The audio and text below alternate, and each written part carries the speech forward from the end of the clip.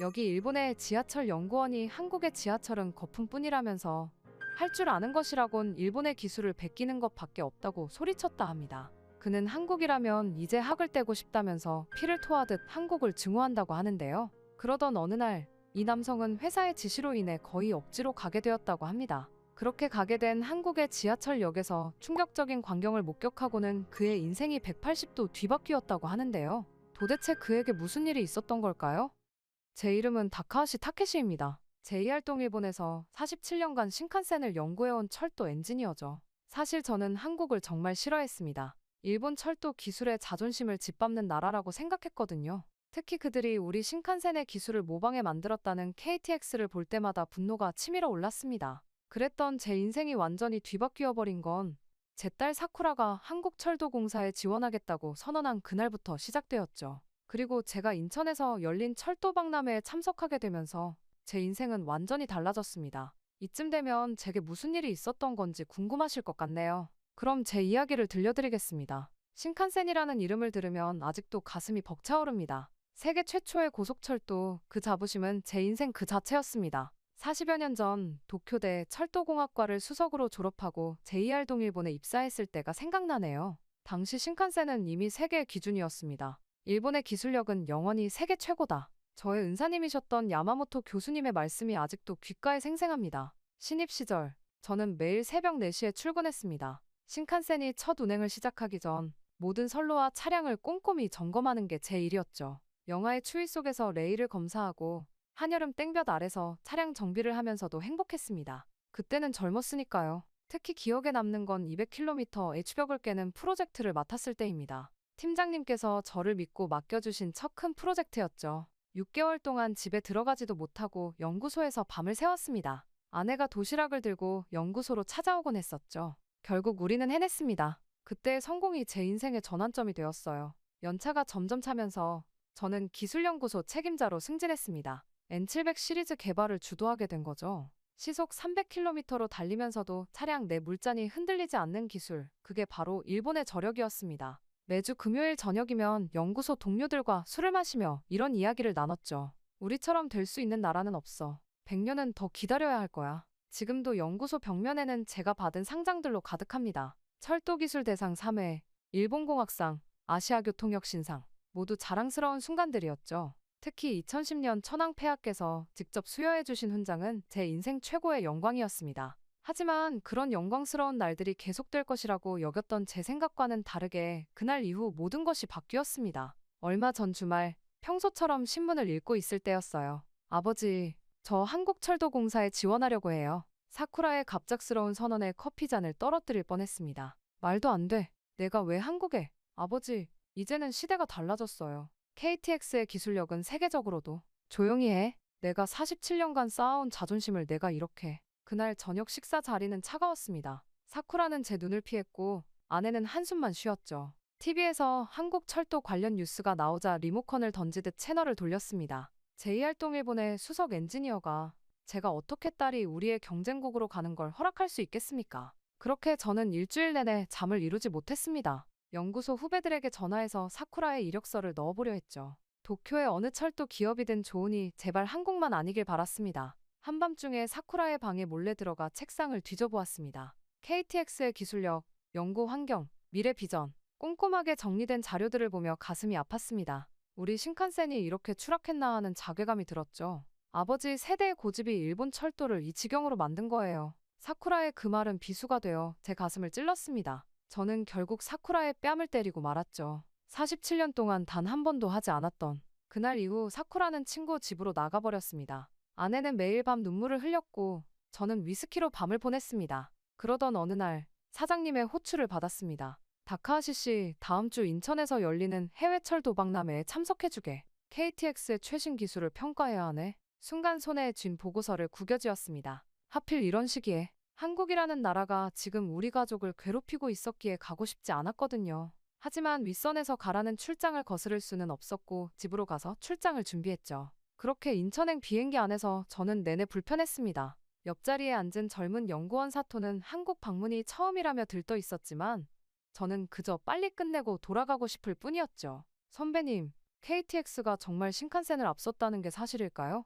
허튼 소리 마라. 50년 철도 기술이 몇 년 만에 따라잡힐 리가 없지. 하지만 제 목소리에는 자신감이 없었습니다. 그러나 저는 인천공항에 도착하자마자 놀라지 않을 수 없었습니다. 자동화된 입국 시스템, 공항철도의 정시성, 예상과는 달랐죠. 하지만 전 여전히 고개를 저었습니다. 겉모습만 그럴듯하게 꾸민 거야. 박람회장으로 가는 길, 사장님의 지시사항을 다시 읽어보았습니다. KTX의 최신 기술을 상세히 조사하고 객관적인 평가 보고서를 작성하라. 쉽지 않은 임무였습니다. 특히 객관적이라는 단어가 마음에 걸렸죠. 호텔 체크인을 마치고 잠시 휴식을 취하려는데 사쿠라에게서 문자가 왔습니다. 아버지, 잘 도착하셨나요? 한국의 기술을 편견 없이 봐주세요. 읽고 나서 한참을 창밖만 바라보았습니다. 도대체 내가 무슨 편견이 있다는 건지, 한국이 일본보다 잘난 구석이 없다는 건 팩트라고 당장이라도 사쿠라에게 알려주고 싶었지만 애써 참았습니다. 그렇게 날이 밝아 다음날 아침이 되었고 박람회장으로 향하는 차 안에서 문득 떠올랐습니다.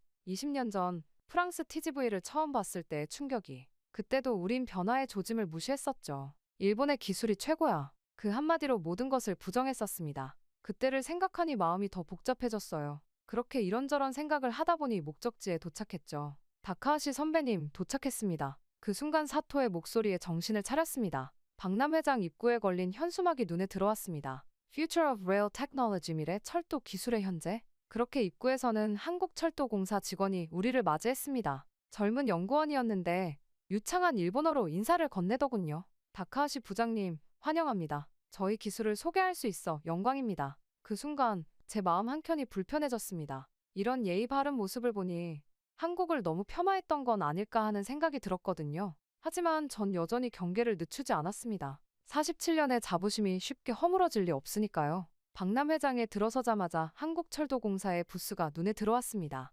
웅장한 KTX 실물 모형 앞에서 많은 사람들이 모여 있었죠. 일단 한번 둘러보자. 무심한 척 다가갔습니다. 다카하시 부장님, 이쪽으로 오시죠. 저희의 최신 기술을 보여드리겠습니다. 젊은 연구원이 안내하는 곳에는 AI 자율주행 시스템 시연장이 있었습니다. 이건 순간 말문이 막혔습니다. 눈앞에서 펼쳐지는 광경이 믿기지 않았거든요. AI가 실시간으로 선로 상태를 분석하고 기상 조건에 따라 최적의 운행 조건을 자동으로 조정하는 시스템이었습니다. 우리 연구소에서도 시도는 했지만 아직 실험실 단계에 머물러 있던 기술이었죠. 이미 상용화 단계입니다. 현재 수도권 일부 구간에서 시험 운행 중이에요. 담담하게 설명하는 연구원의 말에 식은땀이 났습니다. 옆에서 사토가 흥분된 목소리로 속삭였습니다. 선배님, 이건 정말 우리보다 앞서 있는 것 같은데요. 조용히 해. 날카롭게 받아쳤지만 제 마음도 흔들리고 있었습니다. 더 충격적인 것은 다음이었습니다. 제로 카본 트랙션 시스템이라는 이름의 기술이었죠. 탄소 배출을 완전히 제로로 만드는 추진 시스템. 우리는 아직 이론 연구 단계인데 여기선 이미 프로토타입을 만들어 놓았더군요. 이건 말도 안 돼. 저도 모르게 중얼거렸습니다. 옆에서 다른 나라 엔지니어들이 감탄사를 연발하는 소리가 들렸습니다. 점심시간 간단히 도시락을 먹으며 메모를 정리했습니다. 하지만 펜이 떨렸습니다. 객관적으로 봐도 이건 우리가 알던 한국이 아니었습니다. 오후 세션에서는 스마트 스테이션 플랫폼을 소개했습니다. 승객의 동선을 AI가 분석해 혼잡도를 실시간으로 조절하고 에너지 효율을 최적화하는 시스템이었죠. 우리가 10년 전부터 연구만 하고 있던 기술이 이미 실용화 단계라니. 그날 저녁 호텔로 돌아와 노트북을 펼쳤습니다. 사장님께 보고서를 써야 했지만 손가락이 키보드 위에서 멈췄습니다. 과연 내가 본 것을 그대로 보고해도 될까? 우리의 자존심은. 하지만 이내 깊은 한숨을 내쉬었습니다. 진실을 부정한다고 해서 현실이 바뀌진 않겠지요. 하지만 그놈의 자존심은 굽혀지지가 않았죠. 그렇게 저는 복잡한 마음으로 다음 일정을 위해 걸음을 옮겼습니다. 다음은 한국철도공사 연구소 방문입니다. 박람회 마지막 날, 한국철도공사 측에서 그들의 연구소를 직접 보여주겠다고 제안했습니다. 솔직히 내키지 않았지만 사장님의 특별 지시사항이었기에 거절할 수 없었죠. 그렇게 저는 아침 일찍 호텔을 나섰습니다. 렌터카로 대전까지 이동할 예정이었는데 그만 사고가 나고 말았죠.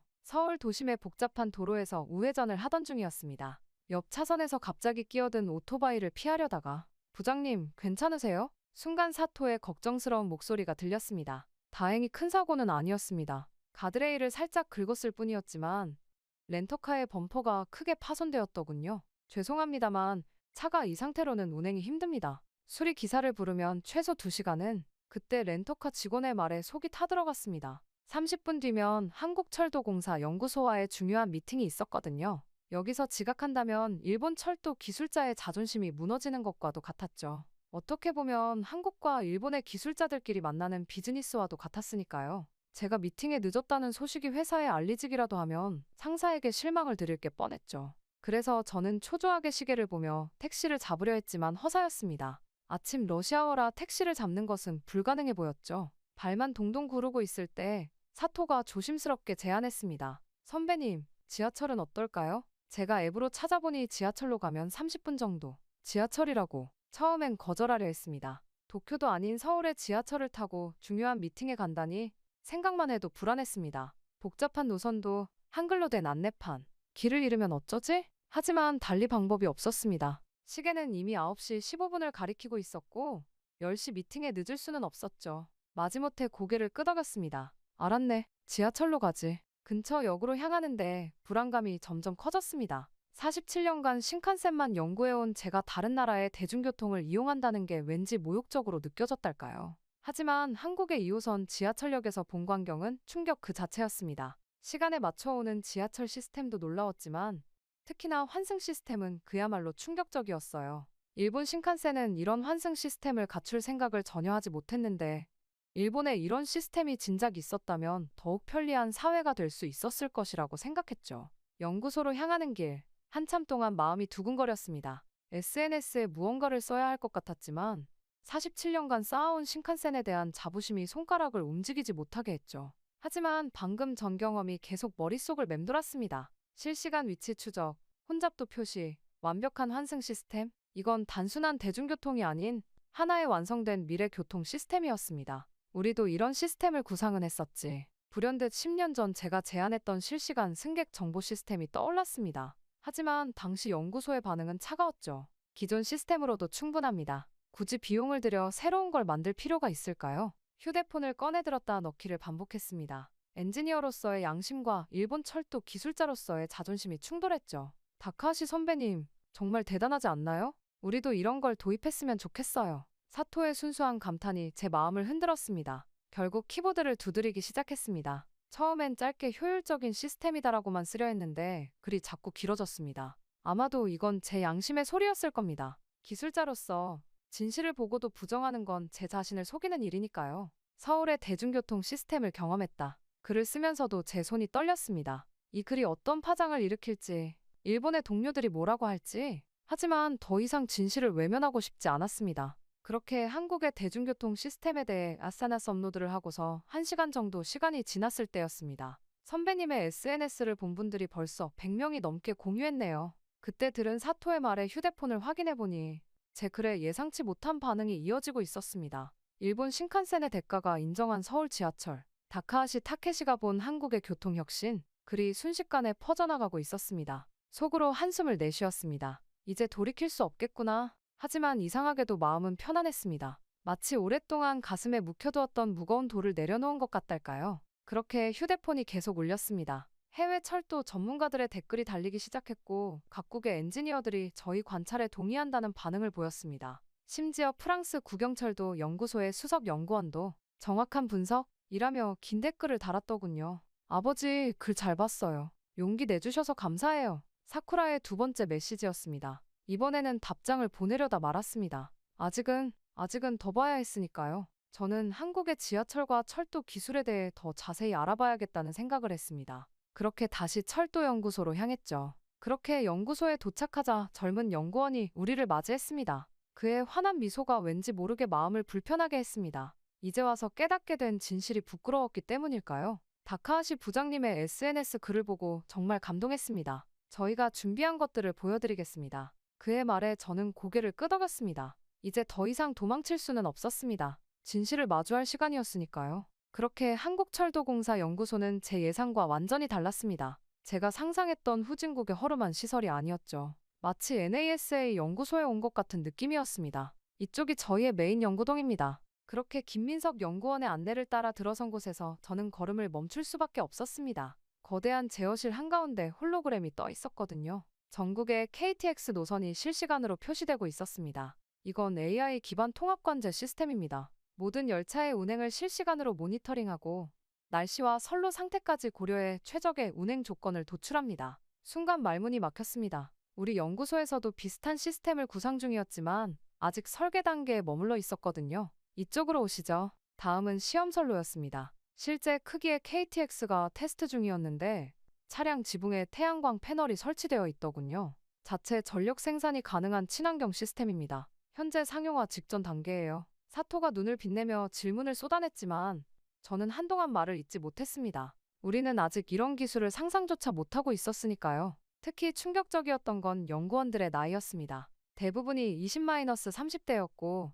MIT나 스탠포드 출신들이 한국어로 열띤 토론을 벌이고 있었죠. 우리 연구소의 평균 연령 58세가 떠올랐습니다. 점심시간 구내식당에서 더 큰 충격을 받았습니다. 이거 실리콘밸리 아닌가요? 사토의 말이 과장이 아니었습니다. 연구원들이 자유롭게 아이디어를 나누며 식사하는 모습이 낯설었죠. 우리 식당에 무거운 침묵이 떠올랐습니다. 다카하시 부장님, 오후에는 자율주행 기술을 보여드리겠습니다. 김 연구원의 말에 고개를 끄덕였지만 사실 더 이상은 보고 싶지 않았습니다. 너무 많은 것을 한 번에 받아들이기 힘들었거든요. 화장실에 들어가 거울을 바라보았습니다. 제가 본 것을 어떻게 보고해야 할지 47년간의 자부심이 몇 시간 만에 무너져 내리는 기분이었습니다. 아버지, 잘 구경하고 계신가요? 사쿠라의 메시지를 읽으며 쓴웃음을 지었습니다. 이제야 딸의 선택을 조금은 이해할 것 같았습니다. 그렇게 호텔로 돌아온 그날 밤, 저는 그동안 본 것들을 정리해 SNS에 올렸습니다. 한국철도공사 연구소를 방문했다.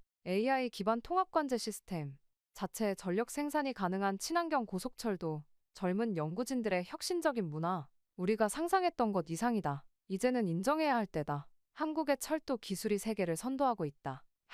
Korean Rail Technology Future of Rail. 저는 글을 올리고 나서 바로 잠에 들었습니다. 잠들기 전까지 계속된 알림음을 무시했지만 다음날 아침 상황은 예상을 뛰어넘었습니다. 속보입니다. 일본의 저명한 철도 전문가 다카하시 타케시가 한국의 철도 기술력을 극찬? 아침까지도 제 휴대폰이 멈추질 않았습니다. CNN, BBC 등 해외 주요 언론에서 연락이 쇄도했고 PBS에서는 다큐멘터리 출연을 제안해왔습니다. 다카하시 씨, CNN과 BBC에서 인터뷰 요청이 들어왔습니다. 어떻게 대응할까요? 사장님의 다급한 전화에 답을 못하고 있을 때 또 다른 전화가 걸려왔습니다. 다카하시 씨, PBS입니다. The Changing Rails of Asia 다큐멘터리를 준비 중인데요. 선생님의 관점이 꼭 필요합니다. SNS 팔로워는 50만을 넘어섰고 글로벌 철도 커뮤니티에서는 제 글을 놓고 열띤 토론이 벌어졌습니다. 특히 유럽과 중국의 철도 전문가들이 적극적으로 의견을 개진했죠. 정말 꿈만 같고 갑작스럽고 놀라운 상황이 펼쳐졌습니다.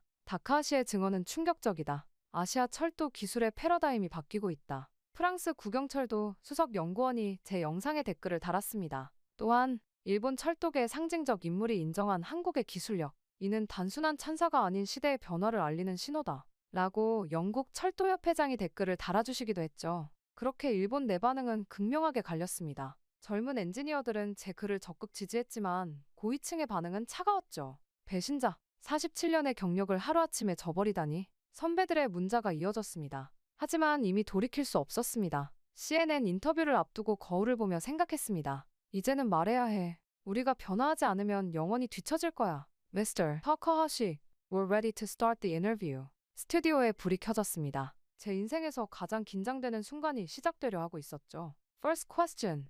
What made you change your perspective on Korean railway technology? 저는 순간 깊은 숨을 들이쉬었습니다. 이제 진실을 말할 시간이었습니다. 한국의 철도 기술은 이미 우리를 넘어섰습니다. 전 세계에 생중계되는 CNN 인터뷰에서 제가 한 첫 마디였습니다. 순간 스튜디오가 숨죽였죠. 과거의 영광에 안주하면서 우리는 혁신의 기회를 놓쳤습니다. 반면 한국은 끊임없이 도전했고 그 결과 AI 기반 제어 시스템, 친환경 기술 등 미래 철도의 표준을 만들어가고 있습니다. 제 인터뷰 직후 일본 철도계가 발칵 뒤집혔습니다. JR그룹 사장단 긴급회의가 소집되었고 철도기술연구소는 특별 태스크포스를 구성했죠. 이제 제 발언은 단순한 기술 평가를 넘어 일본 철도계의 변화를 이끄는 도화선이 되고 있었습니다. 또한 다큐멘터리도 제안받게 되었고 저는 한국의 철도 기술의 우수성을 알리자는 취지에 감동해 저는 그 다큐에도 참여하게 되었어요. 그렇게 PBS 다큐멘터리 촬영이 시작되었습니다. The Changing Rails of Asia의 주요 내러터로서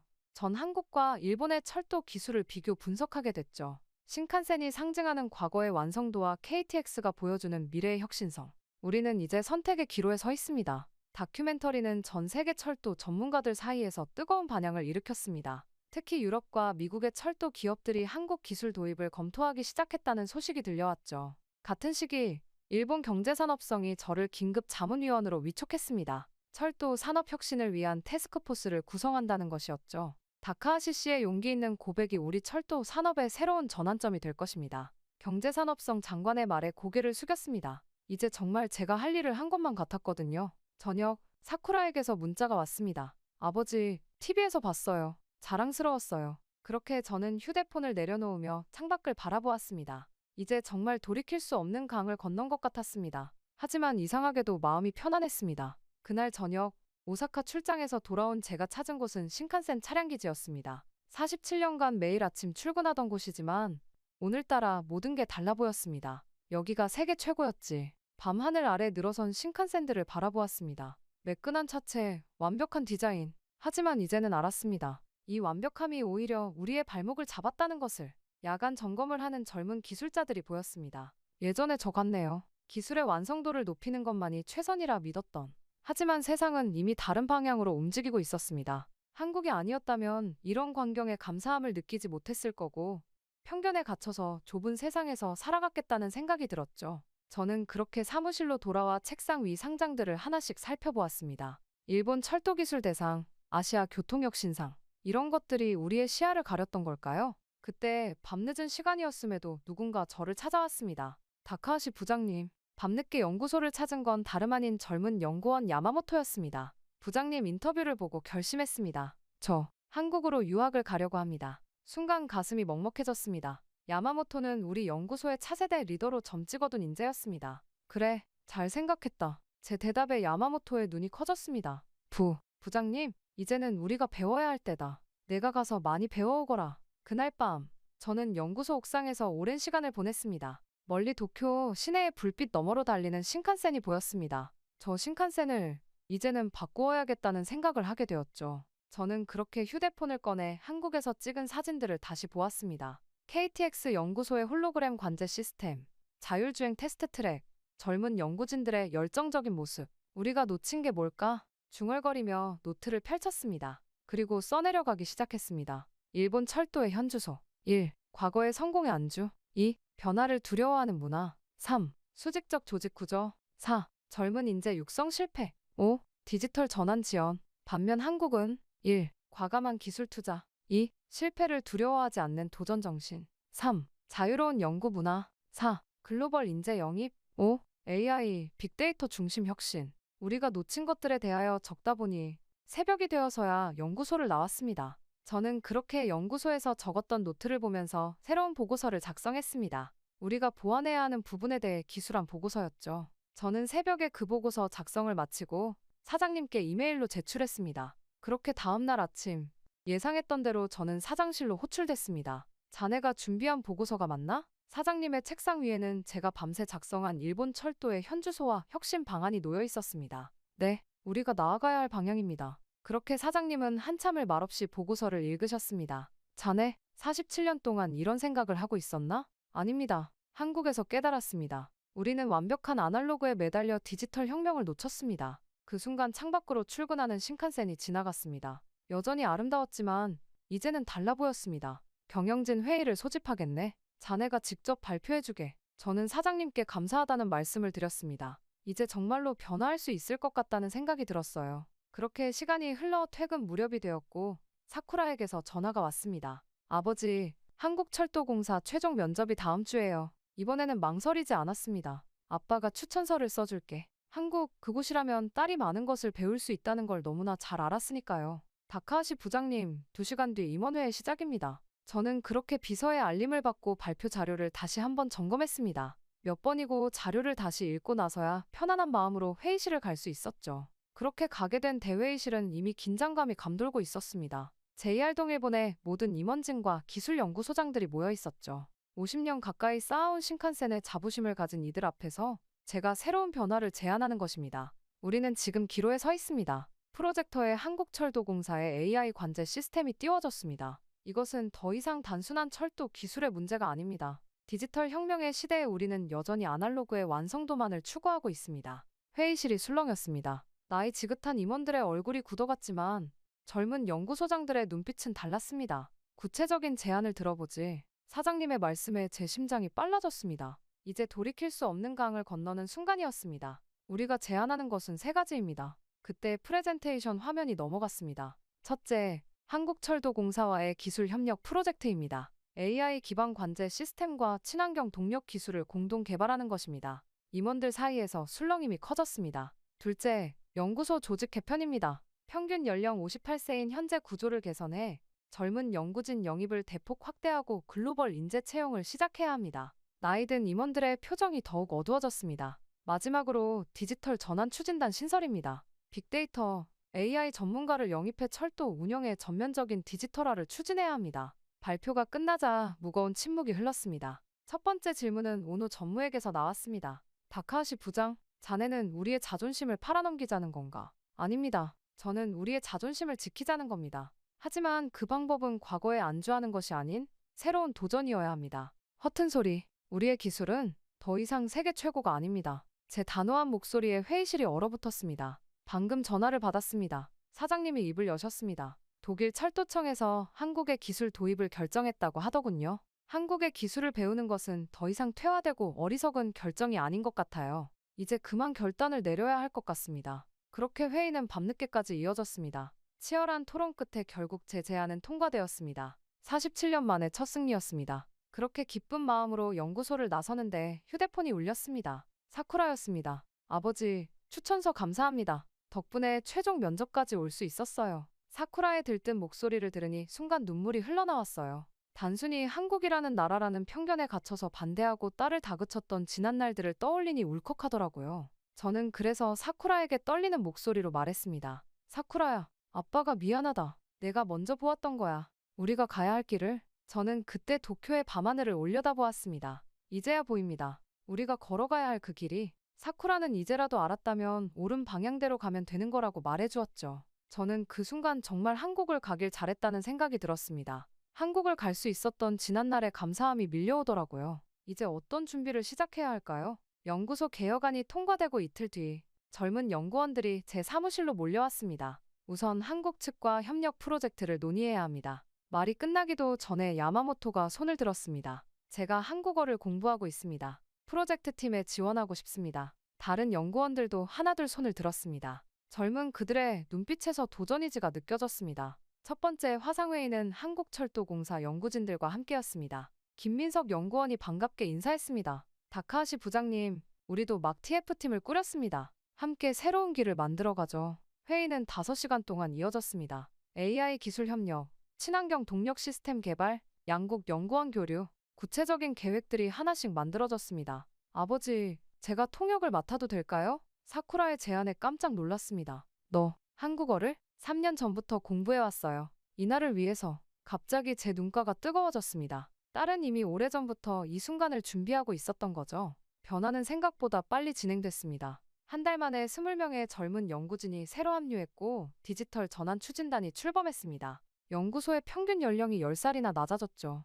창밖으로 신칸센이 지나갔습니다. 곧 저 차량들도 새로운 모습으로 바뀔 겁니다. AI 시스템이 탑재되고 친환경 동력으로 움직이겠죠. 아버지, 최종 면접 합격했어요. 사쿠라의 기쁜 소식을 들으며 생각했습니다. 이제 정말 새로운 시작이구나. 그렇게 기쁜 소식에 이어 제가 기획한 프로젝트가 진행되기 시작했죠. 한일철도 기술협력 프로젝트 1차 회의를 시작하겠습니다. 서울 한국철도공사 본사 대회의실. 양국의 연구진 50명이 모였습니다. 제 옆에는 통역을 맡은 사쿠라가 앉아 있었죠. 우리는 오늘부터 새로운 역사를 쓰기 시작합니다. 김민석 수석연구원의 말에 모두가 박수를 쳤습니다. 첫 프로젝트는 AI 트레인이었습니다. 인공지능 제어 시스템과 친환경 동력을 결합한 차세대 고속철도 개발. 한국의 AI 기술과 일본의 차량 제작 기술이 만나는 순간이었죠. 다카하시 부장님, 이쪽은 MIT에서 영입한 AI 전문가입니다. 30대 초반으로 보이는 젊은 연구원이 유창한 한국어로 발표를 시작했습니다.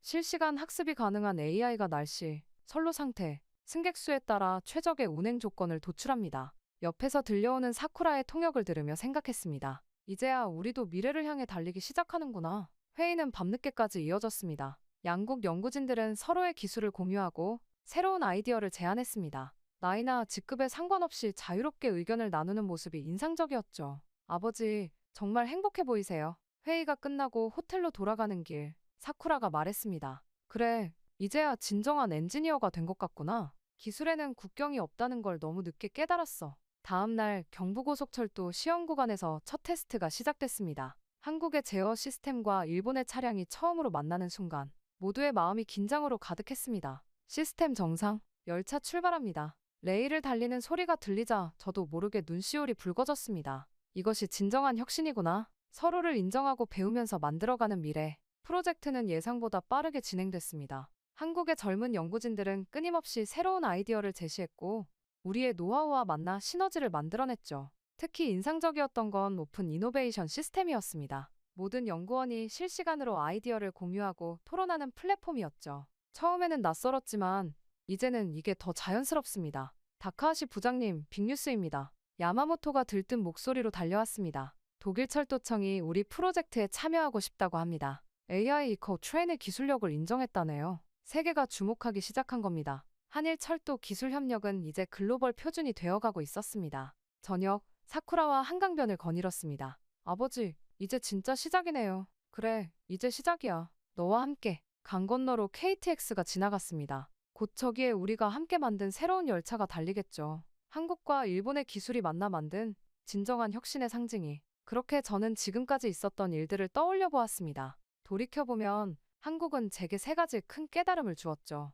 첫째, 완벽한 과거보다 불완전한 도전이 더 값지다는 것입니다. 우리는 신칸센의 완벽함에 취해 변화를 두려워했지만 한국은 끊임없이 새로운 것을 시도하며 미래를 만들어갔습니다. 둘째, 자존심은 발전의 가장 큰 적이라는 것입니다. 47년간 저는 일본 기술의 우수성만을 믿었습니다. 하지만 진정한 자부심은 다른 이들의 장점을 인정하고 배우는 데서 시작된다는 걸 이제야 알았습니다. 마지막으로 세대 간의 벽을 허무는 것이 혁신의 시작이라는 것입니다. 사쿠라는 저보다 먼저 이 사실을 알았습니다. 젊은이들의 도전을 가로막는 것이 아닌 그들의 꿈을 지지해주는 것이 우리 세대가 할 일이었습니다. 이제 일본의 고속철도는 새로운 역사를 써내려가고 있습니다. 이 모든 게 한국의 덕분이죠. 하지만 더 중요한 것은 우리가 서로를 이해하고 배우면서 함께 성장하고 있다는 사실입니다. 국경을 넘어, 세대를 넘어, 편견을 넘어 우리는 더 나은 미래를 향해 달려가고 있습니다. 이것이 제가 한국에서 배운 가장 소중한 교훈입니다. 제 이야기는 여기까지입니다.